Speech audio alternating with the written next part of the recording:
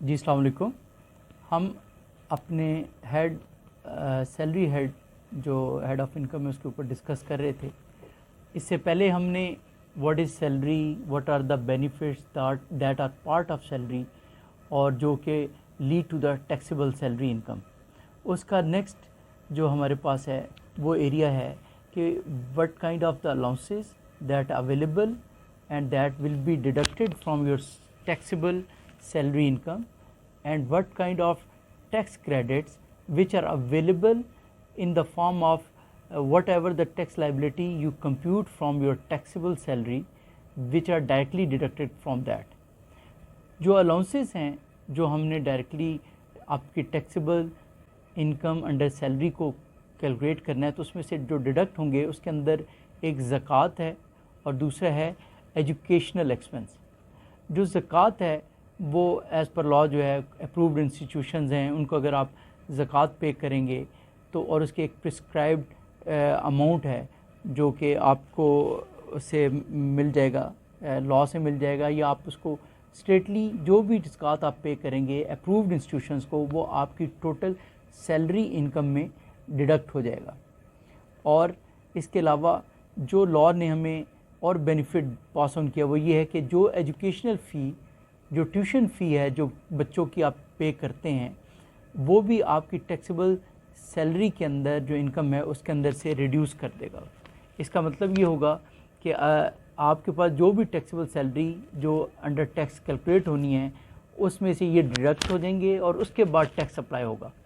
तो जो एजुकेशनल फ़ी है उसके अंदर कुछ लिमिट्स हैं कि वो पर्सन जिसकी इनकम अप टू 1.5 मिलियन है, आप उसके अंदर से वही लोग एलिजिबल होंगे और वो कितनी अमाउंट होगी, that will be lower of 5% of tuition fee और 25% of taxable income and which is allowable 60,000 पर नंबर ऑफ चिल्ड्रन।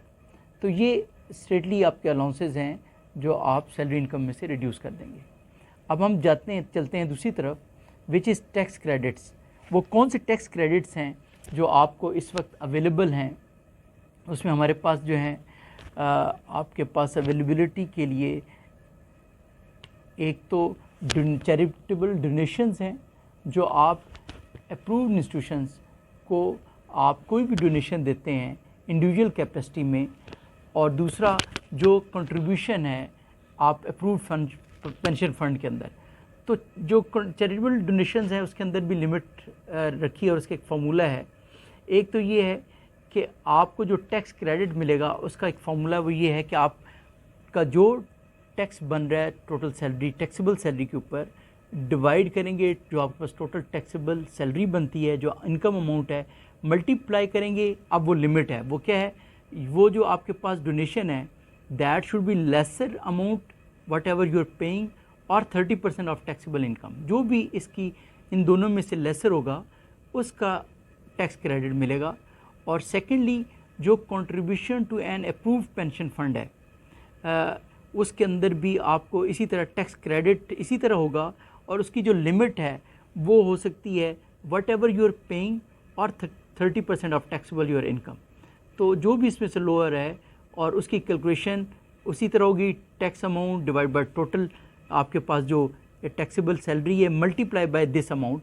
तो जो भी अमाउंट आएगी उसको हम जो tax liability under salary calculate होगी उसमें से रिड्यूस कर देंगे।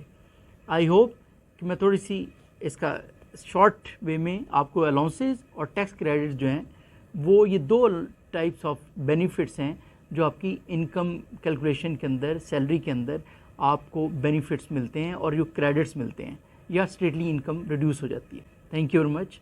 इसके अलावा अगर आपके पास कोई भी क्वेश्चन हो आप हमसे क्वेश्चन कर सकते हैं। हमारी वेबसाइट पर जो है आप लॉगिन होकर मज़ीद इन्फॉर्मेशन ले सकते हैं। Thank you very much.